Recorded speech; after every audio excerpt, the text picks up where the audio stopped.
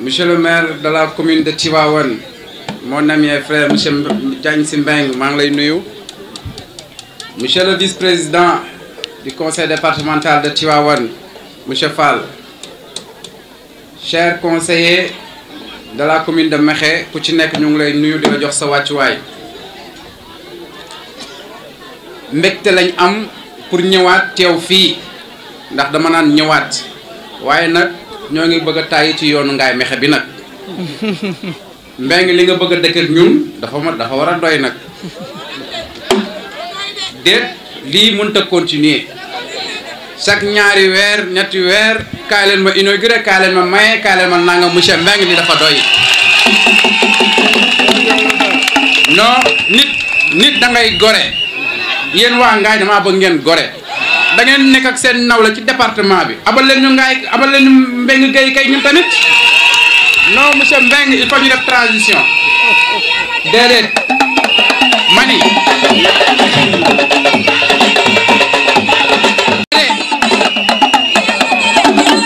dama ni monsieur le président de la république son excellence monsieur Macky Sall Mbengue Gueye su la ne dinaa la parrainer war nga koo gëm. Monsieur le président de la république Mbengue Gueye su la ne dinaa la falaat war nga koo gëm ndax kat toogu ci ay bureau di ko wax toogu ci ay rajo di ko wax toogu ci ay télé di ko wax dafa ñëw ci biir mbokkam di jëf lii tax askan wi mën koo falaat.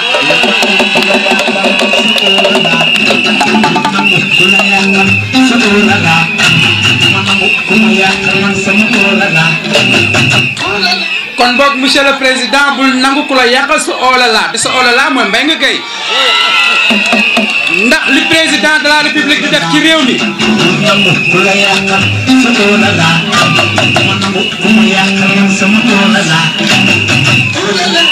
dama ni li président de la république di def ci réew mi mu jëm ci wàllu infrastructure Mbengue Gueye mu ngi tabax ay salle de classe fii ci Ngaye Mékhé li jëm ci président de la république mu koy def ci wàllu éducation Mbengue Gueye dajale na nit ñi tey di leen jox 3000 livres li jëm ci assainissement Mbengue Gueye dajale na waa Ngaye Mékhé di leen may ay camion pour assainissement li jëm ci wàllu social soxna Aïda mu ngi dugg ci biir Ngaye toppatoo xale yi toppatoo jigéen ñi kon boog lépp lu président de la république def ci Sénégal ak Marième Faye Sall Mbengue Gueye mu ngi koy def fii ak soxna Aïda fii ci Ngaye Mékhé kon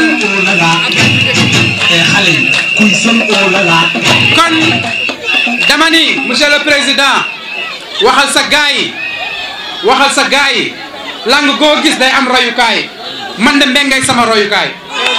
Mbengue moo ma ne tu es un jeune maire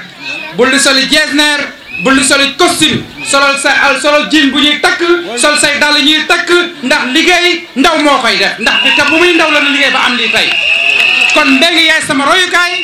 te dinaa wax ni képp ku nekk ci parti bi bëgg président de la république am deuxième mandat da ngay def ni Mbengue Gueye def ni soxna Aïda loolu rek kay falaat buur loolu rek kay falaat président kon waa Ngaye maa ngi leen di gërëm di leen sant te nag di leen xamal ni ñàkkoo leen dara namoo leen dara ñeewoo leen kenn ndax ku am ku Mbengue Gueye moo mën raw nay ministre raw nay directeur raw nay maire jiitu na ñëpp ci kanam kon li ngeen am fonk leen ko bu leen ko kenn nangu si yéen te ngeen jàppale ko dooleel ko mu gën a jàppale président de la république maa ngi leen di sant di leen gërëm asalaamaaleykum wa rahmatullahi wa taala wa barakaatu. ma wax ci ñetti baat ci wolof rek parce que ñi ma jiitu wax na leen waroon wax lépp ci mbir mi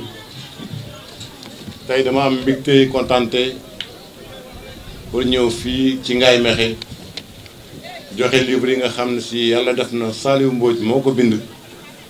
ma dugal ci sama loxo ba mu mën a nekk livre super pédagogique boo xam ne dina jariñ élèves Ngaye yëpp ñu prévoir ci 700 à 1000 livres yoo xam ne Ngaye lay yem ñu war ko jox directeur école yi nekk Ngaye livres yi nekk propriété de l'école comme ça l'année prochaine yeneen xale mën koo jël jàngat ci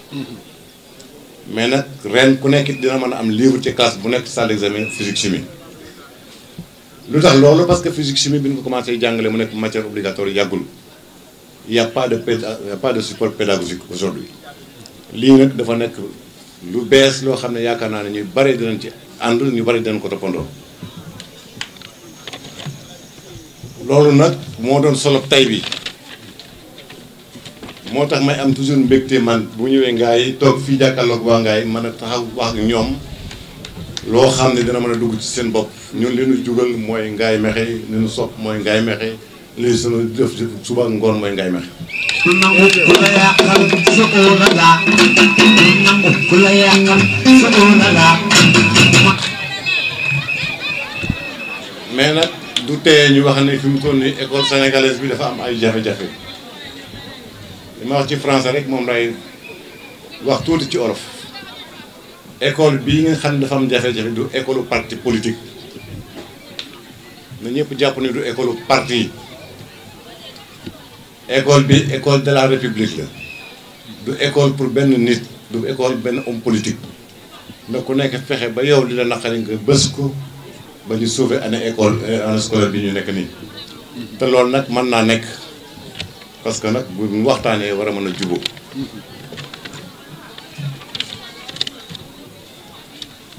kon du ma dellu si ci affaire financement bi lii yaakaar naa ni waxuma département bi mais bu nu jokkoo ak monsieur Mbodj dinaan mën a am pour yóbbu ko ci seen i dëkk parce que lu am njariñ la surtout fin d'année bi ñu nekk perturbation yooyu xam ne du jeex may jeexal nag pour annoncer beneen nouvelle boo xam ni su ma benn rakk su ma benn doomu ndey moom a ko doy léegi mi ngi tudd Modou Fall nekk APR bu Koul Modou Fall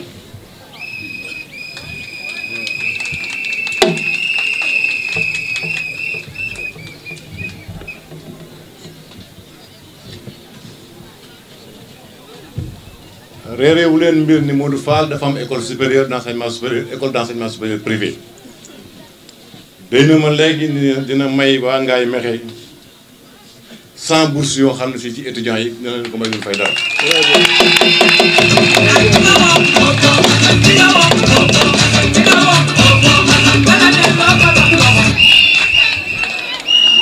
bourses yi nag moom nga tuddee bourse sociale 100 bourses yooyu kon li ngay fay rek mooy inscription yi buñ ca tolloo danaa fay ñëpp inscription ñi muy jël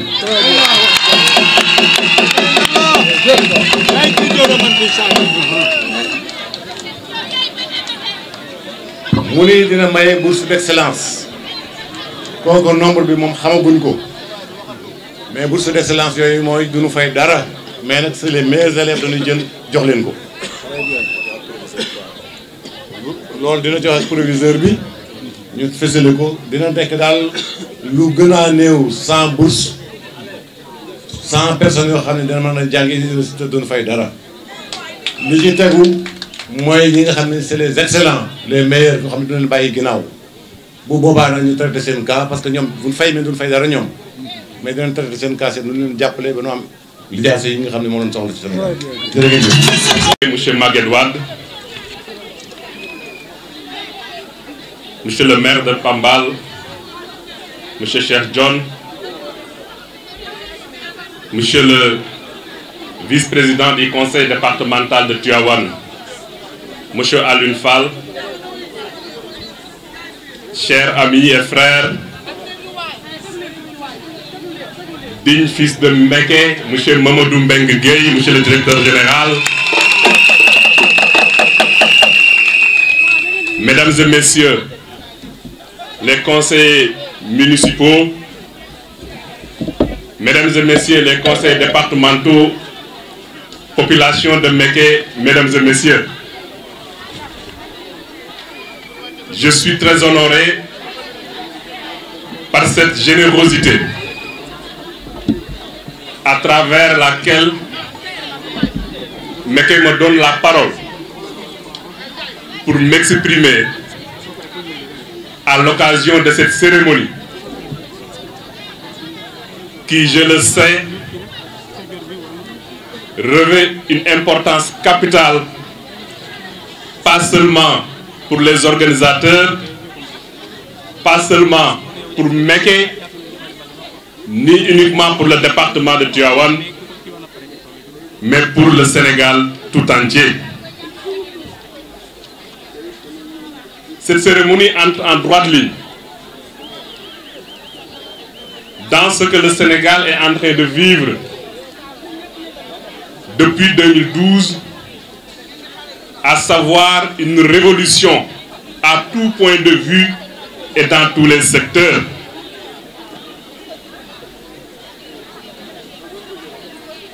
Le président de la République, Macky Sall, aussi bien pour ce qui est de l'éducation que pour les autres secteurs, est en train de faire un travail remarquable. Et à titre comparatif,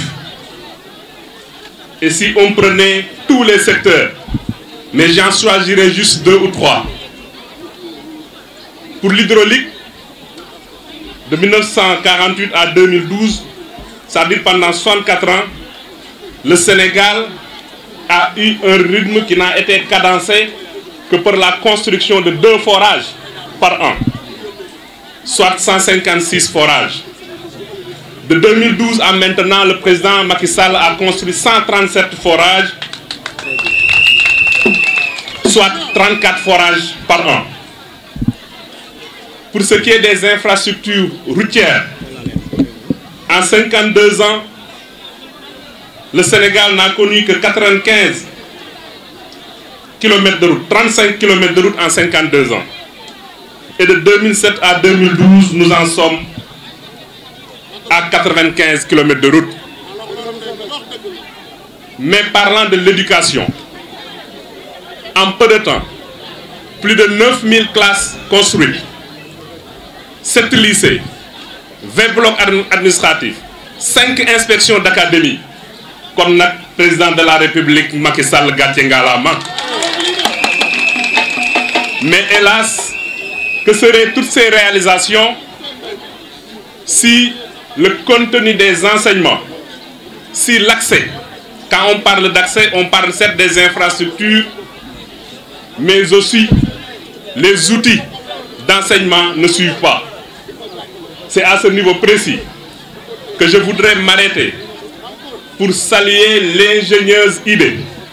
de notre ami Mamadou Mbengue Gueye et de Mouché Mbodj qui viennent de nous gratifier de ce manuel, 3000 manuels pour Méké, mais qui certainement dans les années à venir vont être démultipliés à travers le pays parce que j'en suis sûr, le contenu est pertinent, utile et va permettre de participer à la réussite de nos apprenants. Monsieur Mamadou Mbengue Gueye, je voudrais vous féliciter et vous dire que vous venez de nous inspirer. Nous tous, autant que nous sommes, que s'il faut agir, il faut agir à un certain niveau. Et ce niveau-là, c'est au niveau de l'élève. Nous espérons que dans les années à venir, dans les mois à venir, les manuels de mathématiques aussi vont suivre, parce que c'est ça l'option du président de la République. Sans faire objet de scientisme, c'est que sans la science, le pays ne se développera pas. Nous vous félicitons et nous vous disons toutes nos félicitations. Kon mbokk yi, monsieur le maire de la commune de Ngaye, monsieur le maire de la commune de Tivaouane, sama maire, monsieur le maire de la commune de Pambal, monsieur l'adjoint au maire de la commune de Mérina Dakhar et l'adjoint au maire de la commune de Pire, monsieur Mamadou Fall, monsieur les représentants des autorités académiques, mon très cher frère et ami, mon très cher camarade, monsieur Mamadou Mbengue Gueye. Tay defe naa bisu gërëm la war a doon mais tamit bisu jàngat. Acte bi Mamadou Mbengue Gueye def dans le domaine de l'éducation, je crois que dañ ko war a jàngat te tekki bi ma ci gis mooy ñaar wala ñett. Bi njëkk mooy Sénégal dafa toll foo xam ni bépp doomu Sénégal boo xam ni am na loo mën war nga dugal sa loxo ci réew mi ngir mu dox. Beneen jàngat bi mooy bu ñu nekkee ci période boo xam ni situation scolaire bi doy na waar moom mu ñëw def action jëmale ko ci élèves yi. Je crois que mi ngi recentrer nit ñi, mi ngi recentrer état, mi ngi recentrer syndicalistes yi, que ni li nga xam ni moo am importance ci éducation, am importance ci suñu devenir u dëkk mooy les élèves. tey jii élèves yi ñoo war a nekk au centre des préoccupations de l'État, des syndicalistes et de tous les Sénégalais et Sénégalaises. bu ñu amul élèves yoo xam ni ils sont bien formés bu ñu amul élèves yoo xam ni am nañ matériel didactique bu baax bu ñu amul élèves yoo xam ni am nañ quantum horaire bu mot mënuñoo am Sénégalu suba bu baax. Donc daf may permettre me remercier du fond du cœur au nom du conseil départemental de Tivaouane suñu camarade monsieur Mamadou Mbengue Gueye. mënoon na wax ni nekkuma maire aw ma ndombo tànk donc damay def comme yeneen politiciens yi xaar ñu nommé ma mais xaarul sama xarit monsieur le maire de Pambal wax na ko ñëw nañ fi mu may ay salle de classe ñëw nañ fi mu joxe ay auto vidange ñëw nañ fi te ñëw wiñ fi ñëw yëpp day am lu muy defal ngaay kon kooku je crois que ñun département Tivaouane yëpp war nañ ko sant. Donc au nom du département de Tivaouane parce que lii mu def nii département bee ko waroon a def parce que compétence transférée la bu ñu transféré département yi en tant que collectivité locale. Donc moom bu jógee def ko vraiment je crois que amuñu luñ ko mën a wax pour fay ko donc dañ koy sant gërëm ko ñaanal ko yàlla. Et nous sommes convaincus wóor nañu ñu Mamadou Mbengue Gueye li muy jot mi ngi ñëw te du yàgg parce que lii muy def. gumba yi sax buñ ko gisul dégg nañ ko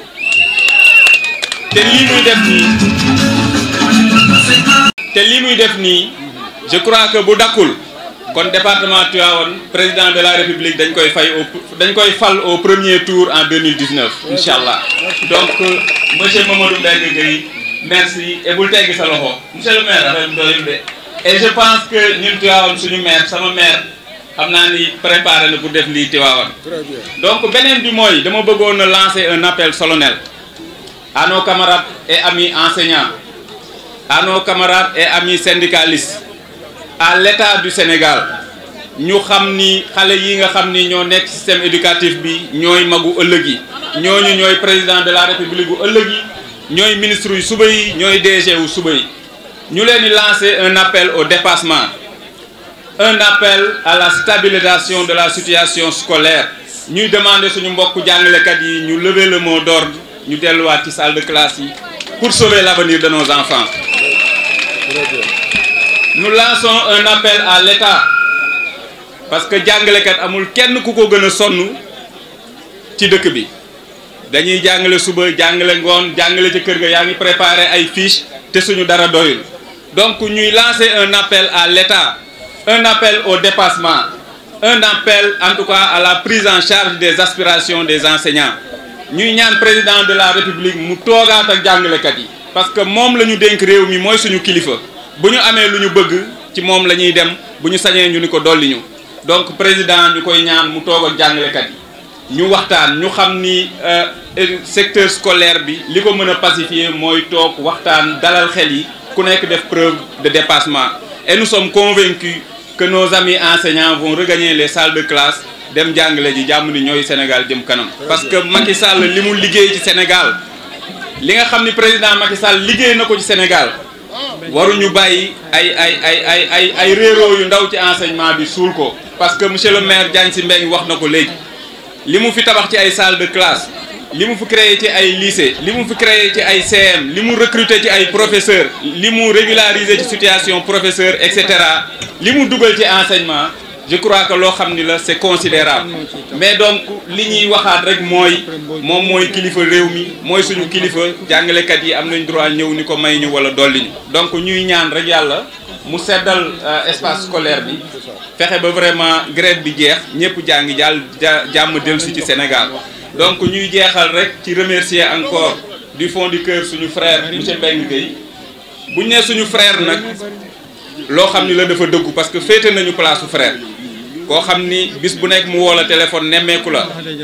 yenn saa yi sax nga nekk ci ay jaxas mu woo la recadré la wax la loo xam ni daf lay jariñ je crois que kooku bu la nee sa frère la war nga ko gëm te gëm nañ ko te xam nañu loolu moo am ci à travers vos efforts inlassables. Vous participez une fois de plus au rayonnement de la filière scientifique dans la commune de Mékhé.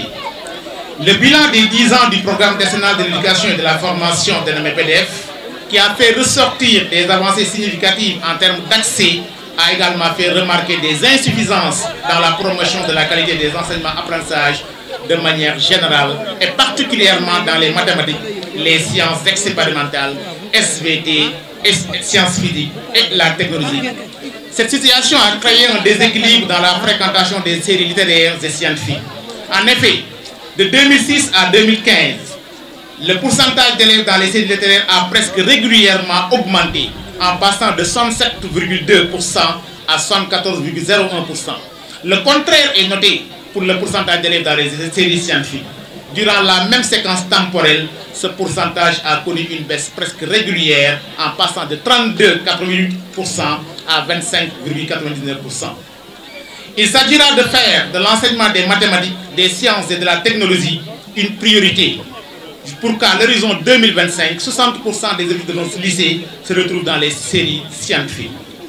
Faire aimer les sciences physiques à tous les élèves de la 3e qui ont découvert cette discipline en 4e, tel est l'objectif principal de ce manuel, le scientifique 3e, entièrement conforme au programme en vigueur. Il s'agit désormais de développer chez tous les apprenants, à partir de la classe de 4e, les éléments de base d'une culture scientifique. À travers ce manuel, l'enseignant ne se limitera plus à la transmission de connaissances, mais il deviendra un guide, un accompagnateur dans le développement de compétences disciplinaires et transversales chez l'élève. Il suscitera la participation active des élèves à leur propre apprentissage en créant un cadre d'apprentissage stimulant en tenant compte des besoins de chaque élève. Ce document contribue enfin à l'exercice des habiletés intellectuelles de création, d'analyse, de jugement de l'élève. Il l'accompagne pour qu'il devienne un citoyen informé, réfléchi, responsable et actif, toujours à la recherche de la raison. Par votre attitude, M. Monbenguei, vous avez bien compris que le développement local, qui peut se définir comme un processus articulé autour d'initiatives locales qui visent à mobiliser tous les acteurs locaux en vue de la promotion sociale, culturelle et économique d'un terroir ou d'un territoire ou d'un terroir, commence par là. Par votre approche volontariste, vous vous engagez à réaliser l'objectif du pilier 2 du plan Sénégal émergent, capital humain, protection sociale et développement durable pour l'avènement d'une population instruite, bien formée et engagée au niveau des communautés locales et nationales. Mes chers collègues, certains des exercices ou sujets proposés dans ce manuel proviennent plus ou moins indirectement d'archives de sujets, de devoirs, de compositions d'examen constitués par vous au fil des ans. Ces sujets avaient souvent été élaborés en commun au sein de cellules pédagogiques. Il n'est pas possible aujourd'hui de rendre à chacun ce qui lui est peut-être dû. J'espère que les collègues qui se reconnaîtraient dans tel ou tel exercice dans ce manuel voudront bien me pardonner cet emprunt. Je les remercie pour un consentement que je me suis permis de supposer acquis. Je tiens en cette solennelle circonstance à saluer toutes les personnalités qui, par leur présence, rehaussent l'éclat de cette cérémonie. Sommes dès lors interpellés pour un comportement citoyen qui certes va nous mener à de l'année meilleure. Je ne saurais terminer mon propos sans vous demander de faire du maintien de l'école de vos petites sœurs et petits frères un sacerdoce. Chers élèves, que Dieu le Tout-Puissant vous guide et éveille par sa mansuétude et la lumière de son exemple éternel, la lucidité de vos esprits. Je remercie l'ensemble des invités ici présents dans cette auguste assemblée pour magnifier leur soutien et leur engagement. Mesdames, Mesdemoiselles, Messieurs, honorables invités, illustres bienfaiteurs, merci de votre aimable attention. La hawla wa la quwwata illa billahi aliyul azim. Mécoise, Mécois, population du Cayor, du département de Tivaouane et du Sénégal. C'est avec un réel plaisir que je suis venu répondre à l'invitation de mon ami, mon frère Mamadou Mbengue. Ce plaisir est d'autant plus intense que j'ai le plaisir d'accueillir mes collègues du département. Je dirais bienvenue au maire de Tivaouane, bienvenue au maire de Pambal, bienvenue à tous les adjoints au maire de Mérina Dakhar, Koul, Pekes, Pire, etc. Monsieur le vice-président du conseil départemental, chers invités, tey day bisu mbégte mooy ni ma koy waxee doomu Ngaye, mais ceux qui ont méqué ici sur le cœur mooy doomu Ngaye ci xol moom ñoo def tey loo xam ni jar na ñu leen ci sargal mooy Mamadou Mbengue Gueye livre yi mu def jox ko élèves yi dafa am maanaa lool ñoo ngi ko ciy sant di ko sargal di ko wax ni bëgg dëkk nii rek la bëgg dëkk du ay wax ay xeex ak i positionnement politique bëgg dëkk mooy jëf loo xam ni day des ci dëkk bi. Et je suis d'autant plus réconforté que je fus moi-même enseignant et président de jury pendant près de 10 ans. Et je salue la communauté de l'éducation ici présente. Je salue les élèves, je salue les parents d'élèves. Parce que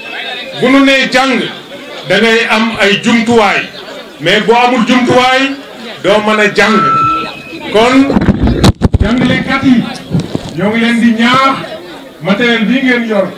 ngeen jariñoo ko ci anam yi mu gën a baaxe que ngeen saytu ko ci ni mu gën a baaxe élèves yi aussi ñoo am culture archivage parce que ñu bari ci ñun boo demee seen kër amuñu lu nu mën a saytoo ni lii ñoo ko amoon bi nekkee école primaire kon bu leen di mayee lu baax da ngeen koy saytoo bu baax maa ngi leen di sant ñi fi ñëw ñëpp nag ndax bis bi donc muy waa Ngaye parce que tey li nu dajale mooy Ngaye mooy élève u Ngaye mooy xam-xam bi ñuy dugal ci sunu doom yi leneen dajale wunu fi et ñoo ngi sant nag bi nga xamee ni siège bi tax ñu koy def itam ki nu boole mooy président Macky Sall parce que président wax naa ko démb ni ko na nga am toogaay ak jàngalekat yi boo xam ni yaa koy amal sa bopp nga saytu seeni mbébét nga jéem cee indi li nga ci mën a faj dans un compromis dynamique kon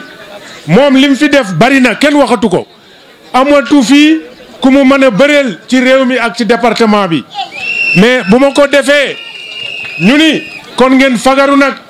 defar seeni carte parce que maire bu nu ko wooyee aussi ci ndaje politique lay doon donc li ngeen leen di wax mooy ñun xam nañ ni président li mu ñu woowoon PSE mi ngi ci kon na ngeen jëli seeni carte